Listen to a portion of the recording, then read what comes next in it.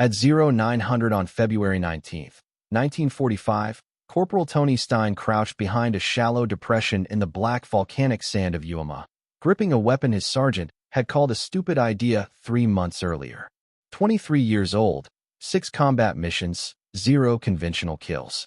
The Japanese had fortified every meter of this 8-square-mile rock with 11 miles of interconnected tunnel, 17,000 defenders, and overlapping fields of fire that turned the beach into a killing ground.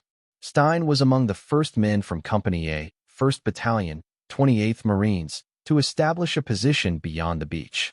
Around him, Marines were pinned down by concentrated machine gun and mortar fire from camouflaged pill boxes they couldn't see.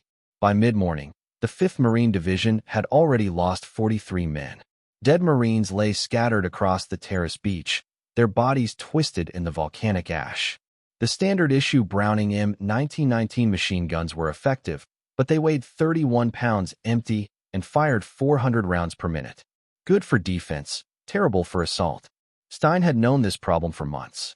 Back in November 1944 at Camp Tarawa in Hawaii, he had watched machine gun crews struggle during training exercises. The gunners couldn't keep up with advancing rifle platoon. They set up, fired, then spent minutes breaking down and moving forward. By then, the momentum was gone. Tony Stein was a toolmaker. Born in Dayton, Ohio to Austrian Jewish immigrants who had fled anti-Semitism in Eastern Europe. He had spent his teenage years working a lathe at Patterson Field, then as a tool and die maker at Dello Products. He understood machines. He understood what they could do and what they couldn't. When he joined the Para Marines in September 1942, that mechanical mind went with him on Bougainville. He had killed 5 Japanese snipers in a single day. But it was his ability to modify equipment that caught the attention of Sergeant Mel Grevich. Grevich had been experimenting with something unusual during the Bougainville campaign in 1943. He had salvaged an A&M-2 aircraft machine gun from a crashed Douglas SBD Dauntless dive bomber. The A&M-2 was designed for aerial combat. It weighed only 21 pounds, 10 pounds lighter than the M1919. More importantly, it could fire 1,200 to 1,500 rounds per minute, 3 times faster. But there was a problem. The A&M-2 had spade grips designed for aircraft mounts. No stock, no sights, no way for a single Marine to carry it and fire accurately while advancing. When Grevich approached Stein in November 1944, the Para Marines had just been disbanded. Both men had been reassigned to the 28th Marines, 5th Marine Division. They were preparing for an operation the brass wouldn't name yet, but everyone knew it would be ugly. Grevich showed Stein the A&M-2. Stein saw potential. They worked at night in a maintenance shed. Stein cut down an M1 Garand buttstock, hollowing it out to accept the machine gun's buffer tube. He fabricated a solenoid trigger mechanism from sheet metal scraps. Grevich welded a Browning automatic rifle bipod to the front. They added bar rear sights for aiming. The result was crude, 25 pounds, fed by a 100-round ammunition box capable of emptying that box in 5 seconds of continuous fire. They called it the Stinger. Stein built 6 of them, 1 for each of Company G's 3 rifle platoon, 1 for the demolition section, 1 for Grevich, and 1 for himself. The reaction from other Marines was mixed. Some called it brilliant. Others called it a death trap. One sergeant looked at the improvised weapon and said it would jam on the first burst. Another said the thin barrel would melt after 2 magazines. A platoon commander from 2nd Battalion said only an idiot would carry a plain gun into an infantry fight. But when Stein fired it on the range, emptying a full box into a target at 200 yards in under 6 seconds, the skeptics went quiet. Company commanders approved it. Battalion approved it. The Stinger was going to war. Now on the beach at Iwo Jima, Stein tightened his grip on the weapon. The Stinger's barrel was already warm. Around him, Marines were dying because they couldn't locate the hidden Japanese positions. Standard procedure was to call for tanks or naval gunfire, but the tanks were bogged down in the soft volcanic ash, and naval shells couldn't hit what they couldn't see. Stein made a decision. If you want to see how Stein's plain gun performed in the chaos of Iwo Jima, please hit that like button. It helps us share more forgotten stories from the Pacific. Subscribe if you haven't already. Back to Stein. He stood up fully upright in the middle of a beach where Japanese machine gunners had overlapping fields of fire. Corporal Tony Stein exposed himself to draw enemy attention. He needed them to reveal their positions. He needed to see the muzzle flashes. Bullets snapped past his head. Mortar rounds detonated in the ash nearby. And then Stein saw it. A pillbox 75 yards northwest camouflaged with volcanic rock and sand. The barrel of a Type 92 heavy machine gun protruding just inches. Stein lowered the stinger, aimed, and squeezed the solenoid trigger. The weapon roared to life at 1,200 rounds per minute.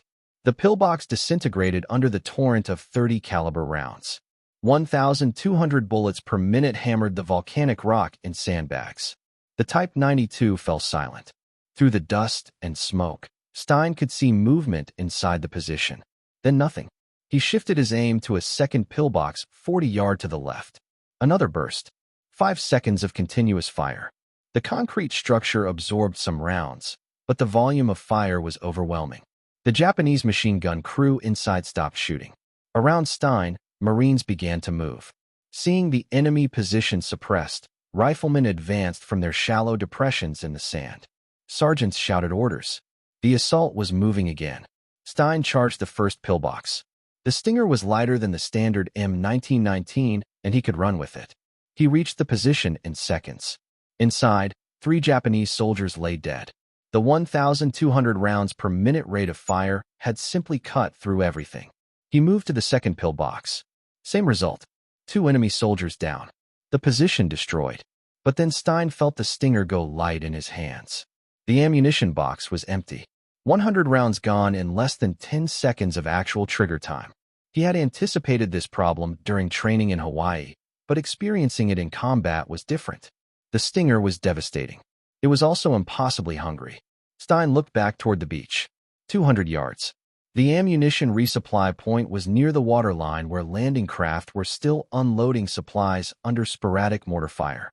He would have to cross open ground fully exposed to get more linked 30 caliber ammunition. He started running. The volcanic sand made every step difficult. It wasn't like normal sand. The ash was loose, terraced, and gave way underfoot. Marines called it running through ball bearings. Stein's boots sank 3 in with each stride. Halfway to the beach, he passed a wounded Marine. Private First Class from 2nd Platoon, shrapnel wound to the left leg. The man was conscious but couldn't walk. Stein grabbed him, slung him over his shoulder, and kept running. The Marine weighed 160 pounds. The Stinger weighed 25. Stein's combat pack added another 30.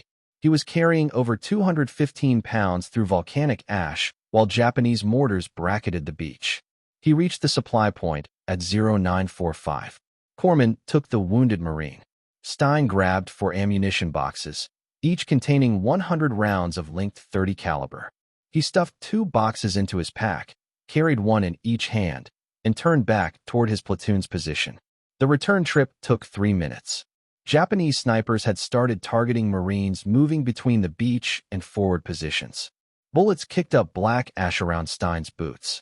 A mortar round detonated 30 yards to his right, throwing volcanic rock and shrapnel. He didn't stop. When he reached Company A's position, his platoon sergeant pointed to a 3rd pillbox. This one was larger, reinforced concrete with a Type 96 light machine gun covering the approach to the airfield. 2 previous assaults had failed. 4 Marines were dead in front of it. Stein loaded a fresh ammunition box into the Stinger. He checked the belt feed. The weapon was already hot from the previous engagement, but the thin aircraft barrel could handle more. He stood up and advanced on the pillbox alone. The Type 96 opened fire immediately. Rounds snapped past Stein's head and chest. He kept walking forward, the Stinger at his shoulder. At 50 yards, he opened fire.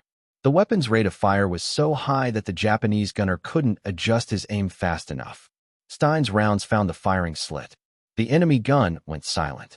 He charged the final 20 yards and dropped a grenade through the opening. The explosion killed the 3-man crew inside. Stein turned back to reload. The ammunition box was empty again. He had been in combat for 46 minutes and had already gone through 300 rounds. The Stinger was proving its worth, but the logistical problem was becoming clear. This weapon could suppress and destroy enemy positions faster than any standard machine gun, but it would require constant resupply. He started his second run to the beach. This time he found 2 wounded Marines on the way down. One had a sucking chest wound. The other had lost part of his right hand to shrapnel. Stein couldn't carry both. He took the chest wound case first, ran him to the corpsman, grabbed more ammunition, and made a third trip specifically to retrieve the second wounded man. By 10:30, Stein had made 4 trips to the beach and back. Each time, he had carried a wounded Marine to safety. Each time, he had returned with ammunition. His platoon had advanced 200 yards inland. They had destroyed 7 enemy positions, and Stein had personally killed at least 15 Japanese soldiers. But the Stinger was suffering. The barrel was discolored from heat. The solenoid trigger was starting to stick, and Stein's boots were disintegrating from the volcanic ash and constant running. He looked down at his feet. The soles were nearly gone. The leather was cracked and torn. Running in them was becoming painful. Every step sent sharp pains through his arches. Stein made a decision. He unlaced his boots and kicked them off barefoot in volcanic ash. The decision seemed insane, but Stein understood the mathematics. Every second counted. His boots were adding friction and slowing him down. The ash was abrasive, but not unbearably hot in the shaded areas. He could run faster without them. He also removed his helmet. The M1 steel pot weighed 2.5 pounds. Not much, but combined with the boots, he was shedding nearly 5 pounds of equipment. 5 pounds that would let him move faster between the beach and his platoon. His 5th run to the beach took 2 minutes and 40 seconds. Barefoot, he could actually gain traction in the loose volcanic sand. His feet sank into the ash, but without the rigid boot soles, he could feel the terrain and adjust his stride. It was painful. The ash was coarse, like running on broken glass, but it was faster. He grabbed another wounded Marine on the way down, shrapnel to the abdomen. The man was unconscious. Stein carried him over his shoulder, delivered him to the corpsman, loaded up on ammunition, and ran back to Company A's position. By 1100 hours, Stein had made 6 trips to the beach. He had carried 6 wounded Marines to safety. He had brought back 600 rounds of ammunition, and he had personally destroyed 5 more enemy positions. His platoon had advanced 300 yards from the beach. They were approaching the first airfield. Japanese resistance was intensifying. The enemy had constructed a defensive network of pillboxes, spider holes, and underground bunkers connected by tunnels. When one position was destroyed, soldiers would emerge from another location and resume firing. The Stinger was the only weapon in Company A that could deliver enough volume of fire to keep multiple positions suppressed simultaneously. When Stein opened up on one pillbox, the sheer sound of 1,200 rounds per minute was enough to make adjacent positions hesitate. That hesitation gave riflemen time to advance and throw grenades. But the weapon was taking damage. The barrel was now visibly glowing after sustained fire. The thin aircraft-grade steel wasn't designed for prolonged ground combat. It was built to be cooled by 300 miles per hour slipstreams during dive bombing runs. On the ground, there was no airflow, just heat. The solenoid trigger mechanism was also degrading. Stein had fabricated it from sheet metal in Hawaii, and while it worked, it wasn't as reliable as a factory-built trigger group. Sometimes it would stick. Sometimes it would fire one round when he wanted a burst. He had to tap it with his palm to reset it. Despite the mechanical issues, the Stinger remained effective. At 11:20, Stein's platoon encountered a reinforced Japanese position that had stopped the advance of 2 other companies. It was a concrete bunker with 3 firing slits positioned to cover the approach to Airfield No. 1. Multiple Type 96 light machine guns inside, interlocking fields of fire. 2 tank destroyers had tried to knock it out. Both were hit by concealed 47mm anti-tank guns and withdrew. An airstrike was called in, but the bombs missed by 50 yards. The bunker remained operational. Stein studied the position. The firing slits were narrow, maybe 8 in wide and 4 in tall, difficult targets. But the Stinger's rate of fire meant that if he aimed at a slit and held the trigger, statistically some rounds would get through. He advanced alone. 50 yards from the bunker, he went prone and opened fire. The Stinger emptied its 100-round box in 7 seconds. At that range, at least 30 rounds went through the firing slits. The Japanese guns inside went silent. Stein reloaded and charged the bunker. He dropped grenades through the slits. The explosions killed the 5-man crew inside.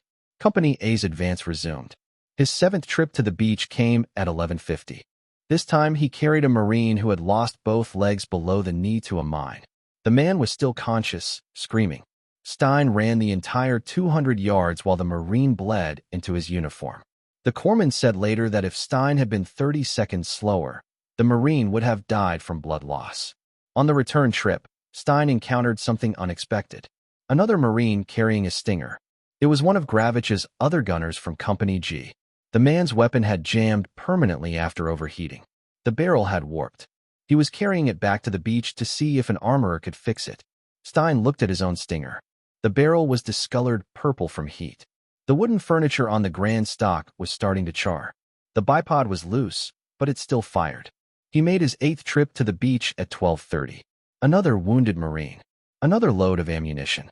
By now, other Marines had started to notice the barefoot corporal making repeated runs under fire. Some thought he was crazy.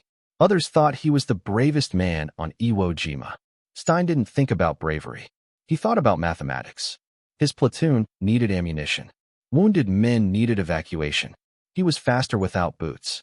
The Stinger gave him the firepower to suppress positions while he moved. Everything else was just execution. But on his 8th return trip, something changed. A Japanese sniper had moved into position overlooking the supply route. As Stein ran back toward Company A with 4 ammunition boxes, a round snapped past his head. Close, maybe 6 inches. He dropped flat in the volcanic ash. The Stinger landed beside him. For the first time that day, Tony Stein was pinned down. The sniper was good. Stein couldn't see the position, but the angle of the shot told him it was somewhere on the ridge line 200 yards east, probably in a spider hole or behind volcanic rock. The Japanese had trained their snipers well. Patient, disciplined, willing to wait hours for a single high-value target. And a Marine making repeated trips across open ground was definitely high value. Stein lay motionless for 30 seconds. He controlled his breathing. The sniper would be watching for movement. Any movement. The volcanic ash around Stein's position showed no cover. Just flat open terrain between the beach and the forward positions. Another round cracked overhead. The sniper was firing at where Stein had been, not where he was.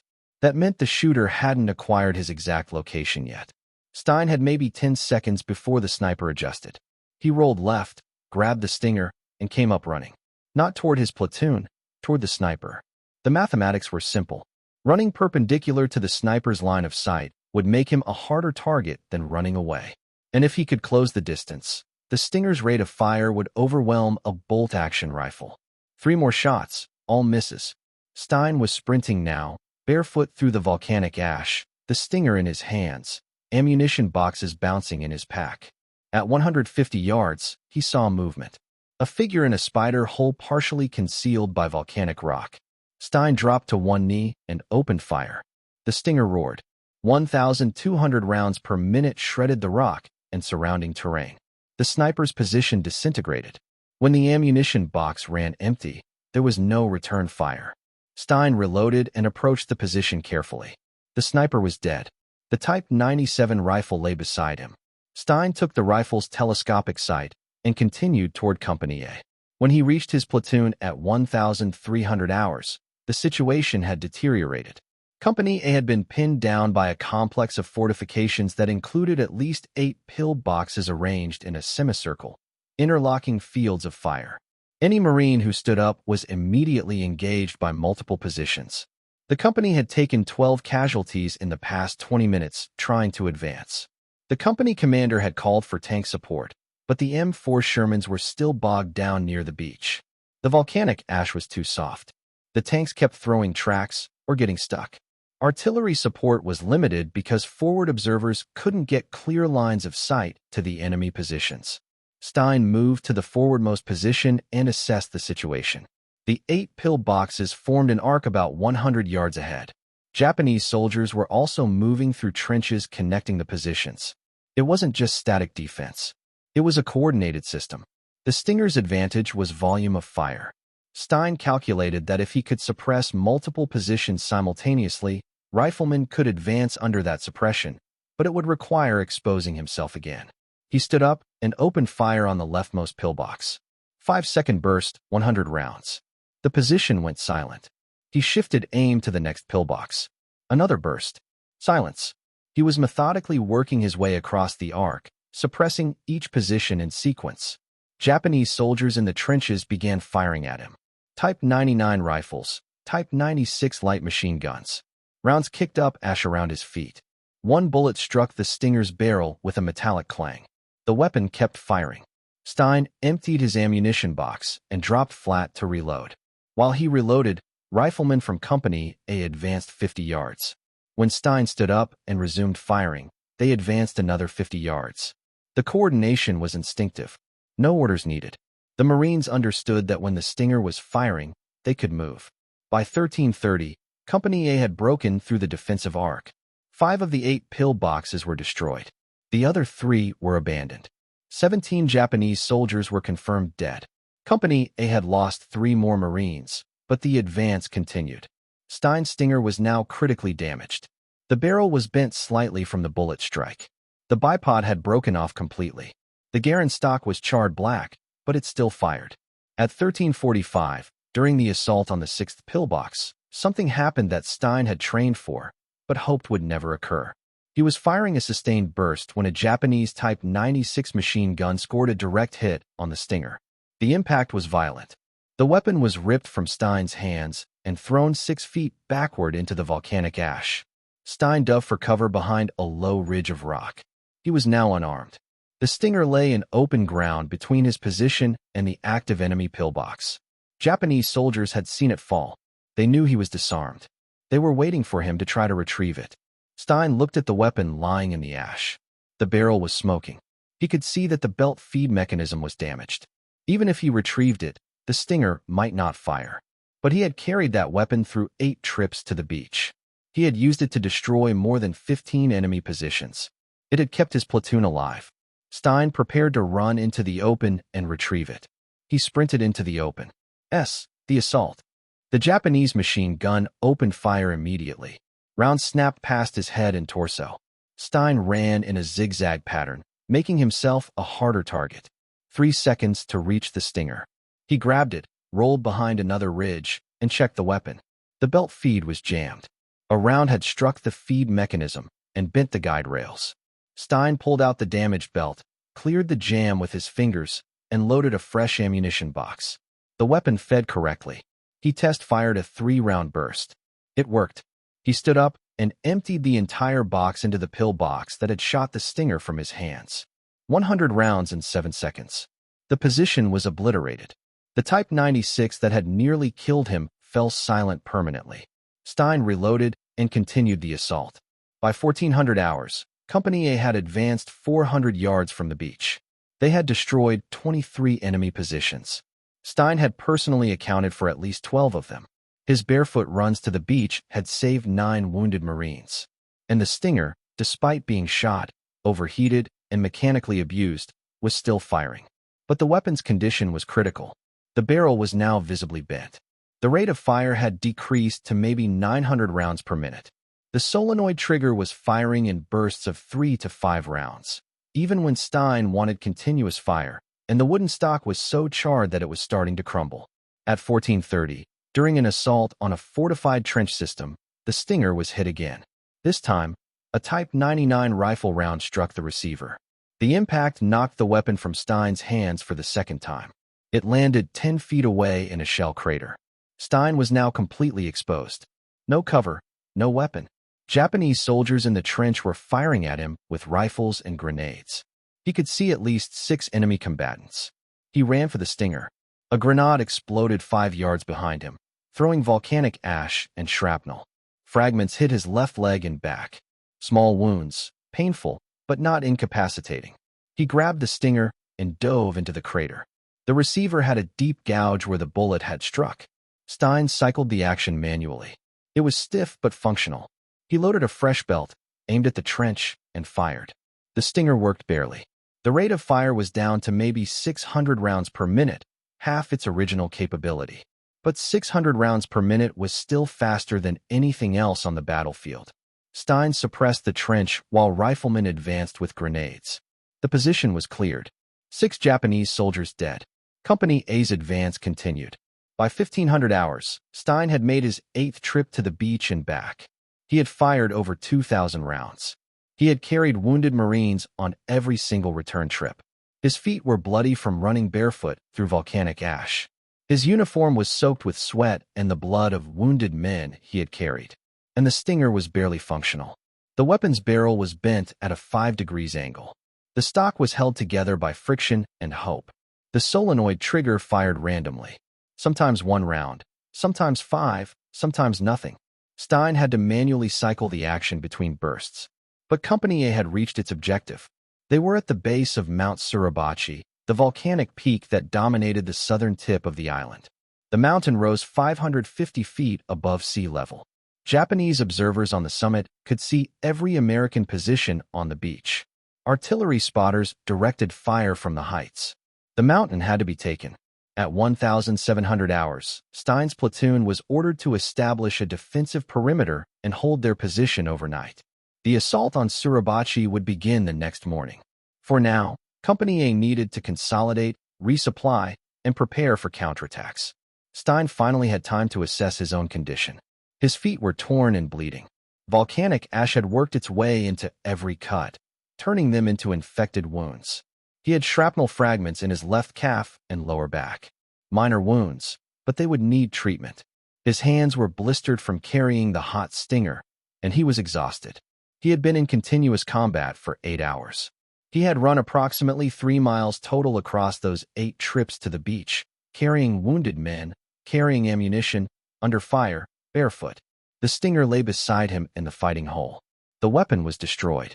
The barrel would need replacement. The receiver was damaged. The stock was burned. The trigger mechanism was unreliable, but it had done its job. It had kept Company A moving forward when conventional weapons would have left them pinned on the beach. Other Marines started calling him the Barefoot Corporal. Some thought he was insane. Others called him the bravest man they had ever seen.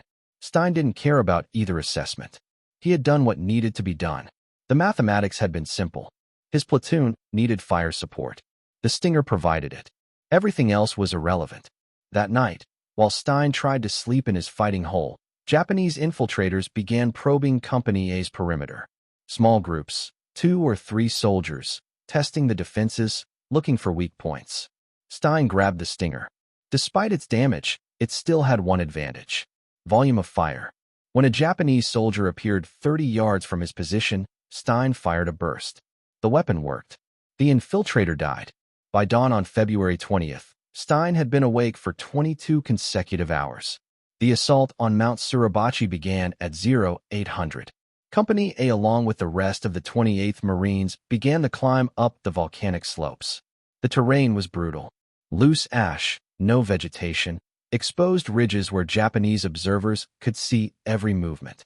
The enemy had fortified the mountain with over 60 pillboxes, bunkers, and cave positions. Every approach was covered by interlocking fields of fire. Japanese soldiers had spent months preparing these defenses. They had stockpiled ammunition, food, and water inside the mountain's tunnel system. They intended to make the Americans pay for every yard. Stein carried the Stinger up the mountain. An armorer had worked on it overnight, replacing the most damaged components. The barrel was still bent, but a new belt feed mechanism had been installed. The solenoid trigger was more reliable. The weapon would fire, but it was no longer the devastating tool it had been. On February 19th, at 9:30, Company A encountered a reinforced bunker complex halfway up the southern slope. 4 concrete bunkers connected by trenches. Multiple machine gun positions. Mortar crews firing from concealed pits. The 28th Marines' advance stalled. Stein moved forward with the Stinger. He identified the primary bunker and opened fire. The damaged barrel meant the weapon's accuracy had decreased, but at close range, volume of fire still mattered. He suppressed the position long enough for demolition teams to move forward with satchel charges. The bunker was destroyed. Company A advanced another 50 yards. At 10:15, Stein's luck changed. A Japanese grenade landed 3 feet from his position. He saw it. He tried to move. Yes. The grenade detonated before he could get clear. Shrapnel hit his right arm, right leg, and torso. Multiple wounds, none immediately fatal, but he was bleeding heavily. Corpsmen reached him within minutes. They bandaged the wounds and called for evacuation. Stein refused. His platoon was still engaged. The Stinger was still needed. He continued fighting. For the next 2 hours, Stein provided fire support while bleeding through his bandages. The Stinger continued to function despite the beating it had taken. Every time a pillbox opened fire on advancing Marines, Stein suppressed it. Every time Japanese soldiers appeared in trench systems, he cut them down with sustained bursts. But by 12:30, Stein's wounds had worsened. He had lost significant blood. He was becoming lightheaded. His vision was narrowing. Corpsman told him he needed immediate evacuation or he would die on the mountain. This time, Stein didn't argue. He handed the Stinger to another Marine in his squad and allowed Corpsman to carry him down the mountain to the beach. From there, he was loaded onto a landing craft and transported to a hospital ship anchored offshore. On February 21st, while Stein recovered on the hospital ship, the 28th Marines continued their assault on Mount Suribachi. The fighting was savage. Every cave had to be cleared with flamethrowers and explosives. Every trench had to be taken in close combat. Japanese soldiers fought to the death rather than surrender. On February 23rd at 10:20 in the morning, a patrol from Company E reached the summit of Mount Suribachi. They raised a small American flag. Photographer Joe Rosenthal captured the moment. Later that afternoon, a larger flag was raised. Rosenthal photographed that, too. The image became the most iconic photograph of the Pacific War. Stein was not present for the flag raising. He was on the hospital ship receiving treatment for his wounds. Doctors removed shrapnel from his arm, leg, and torso. They treated him for blood loss and infection. They told him he would be sent to a rear area hospital in Hawaii or possibly back to the United States. His war was over. But on February 25th, news reached the hospital ship that hit Stein harder than any grenade. The 5th Marine Division had moved north from Suribachi toward the center of the island. They were assaulting a position designated Hill 362A. The fighting was brutal. The 28th Marines were taking catastrophic casualties. Company A had lost 30% of its strength in 2 days. Stein's platoon sergeant was dead. His squad leader was dead. Marines he had trained with in Hawaii were dying on a nameless hill in the center of Iwo Jima. On February 26th, against medical orders, Tony Stein left the hospital ship. He climbed down into a landing craft returning to the beach. He told the boat crew he had been cleared to return to duty. He had not been cleared. He was AWOL from the hospital ship, but nobody stopped him.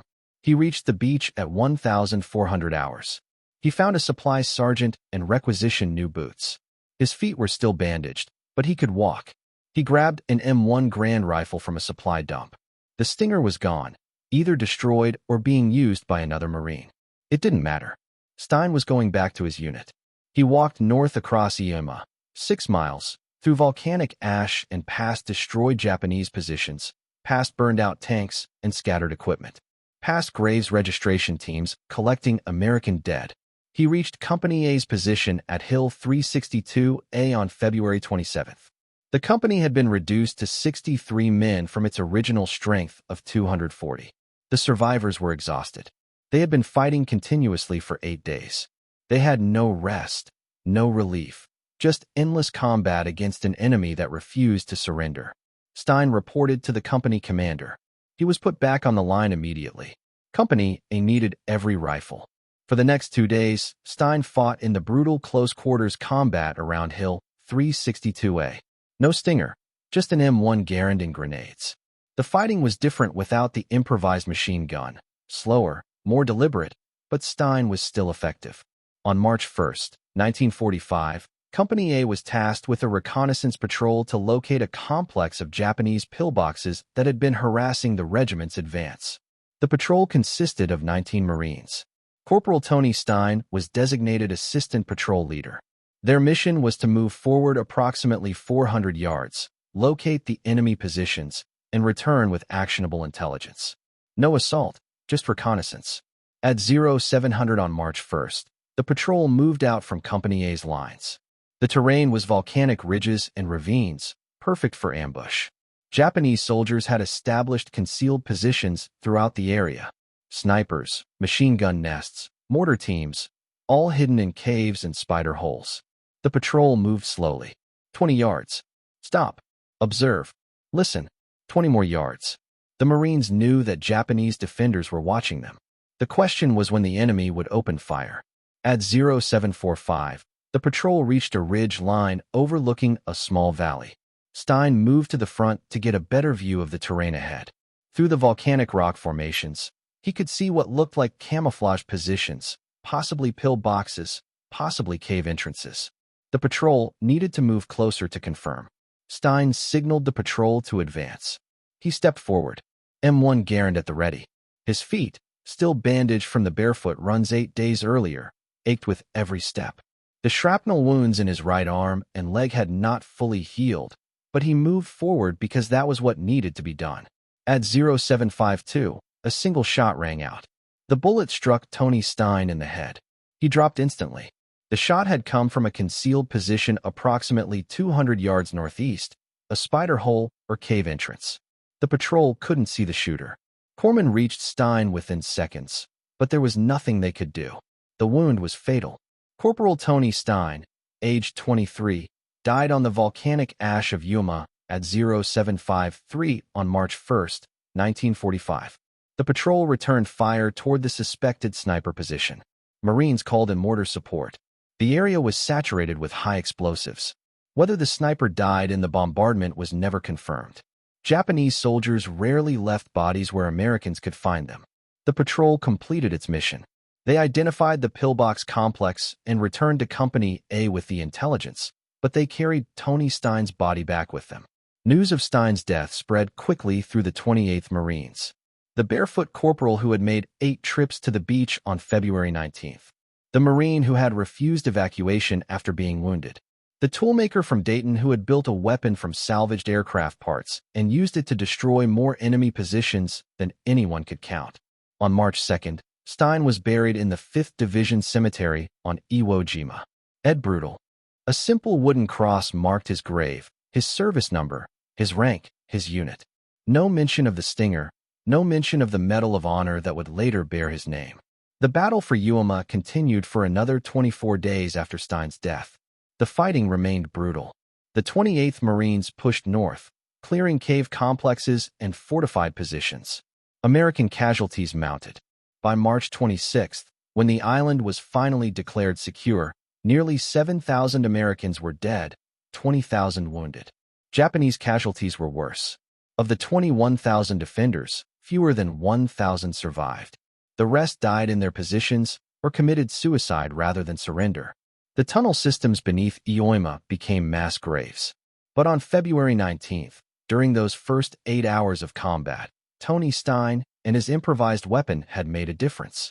His barefoot runs had saved 9 wounded Marines who would have died on the beach.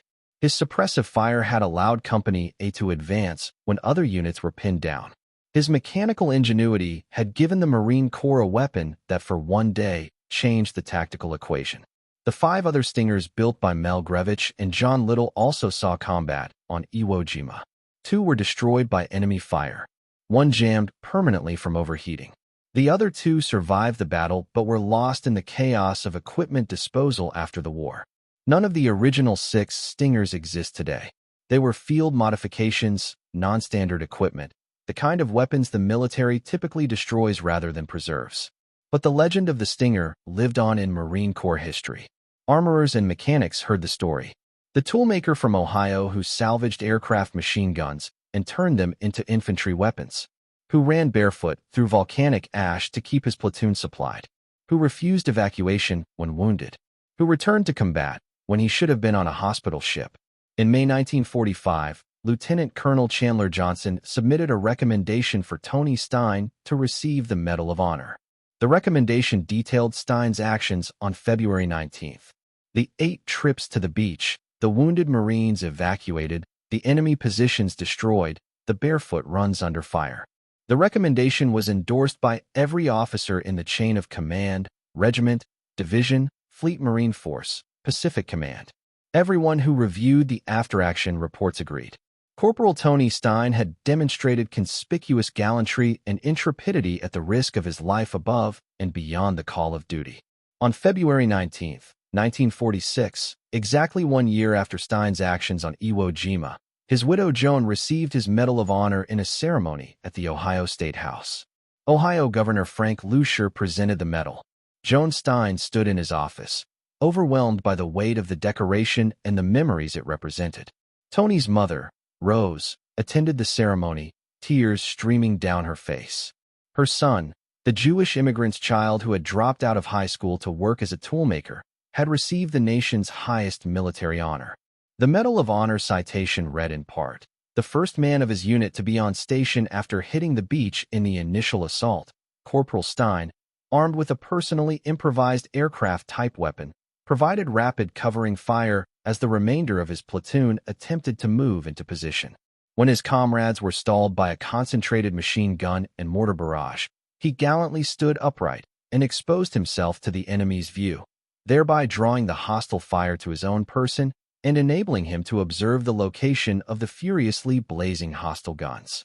Determined to neutralize the strategically placed weapons, he boldly charged the enemy pillboxes one by one and succeeded in killing 20 of the enemy during the furious single-handed assault." The citation continued for 3 more paragraphs detailing each of his 8 trips to the beach, the wounded Marines he evacuated, and his refusal to seek medical treatment despite his wounds. It mentioned the personally improvised aircraft-type weapon, but did not use the name Stinger. That name existed only in Marine Corps oral history. Tony Stein's remains stayed on Iwo Jima until 1948. In December of that year, his body was returned to Dayton for burial with full military honors. The ceremony at Our Lady of the Rosary Church drew hundreds of mourners. Veterans, family, civilians who had never met him, but understood what he represented. He was buried in Calvary Cemetery in Dayton, the only Medal of Honor recipient from that city in World War II. His grave marker lists his rank, his unit, and the decoration he earned. Visitors still leave coins and small American flags at the site. In 1972, the United States Navy commissioned USS Stein, a Knox-class frigate, in his honor. The ship served for 21 years, participating in operations in the Pacific and Indian Oceans. It was decommissioned in 1993 and eventually scrapped, but the name Tony Stein lived on in naval records. The Marine Corps preserved his story in training materials and historical accounts. At Parris Island, the recruit depot where new Marines begin their service, instructors teach about improvisation and adaptation in combat. Tony Stein's story is part of that curriculum. The toolmaker who built a weapon from salvaged aircraft parts. The Marine who ran barefoot through volcanic ash to save his brothers. The Stinger itself became a legend in military firearms history. Ian McCullum of Forgotten Weapons documented the weapon's design and history. The Canadian Historical Arms Museum built a functional replica for educational purposes. That replica demonstrated what Stein and Grevich had accomplished with basic tools and mechanical knowledge. They had taken an aircraft machine gun designed for 300 miles per hour airstreams and adapted it for ground combat.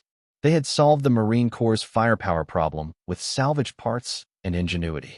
Military historians debate whether the Stinger was tactically significant. 6 weapons across 1 regiment. Limited impact on the overall battle. But those 6 weapons made a difference to the Marines who fought alongside them. The suppressive fire allowed advances that would otherwise have stalled. The psychological impact of 1,200 rounds per minute kept enemy heads down at critical moments. What is not debatable is Tony Stein's courage. 8 trips under fire, 9 wounded Marines evacuated. Barefoot runs through volcanic ash. Refusing evacuation when wounded, returning from a hospital ship to rejoin his unit, leading a patrol that cost him his life. The barefoot corporal from Dayton represents something fundamental about the Marine Corps ethos. Improvise, adapt, overcome. When standard equipment fails, build something better. When wounded, keep fighting. When ordered to rest, return to your unit. When faced with impossible odds, charge forward. Tony Stein was 23 years old when he died.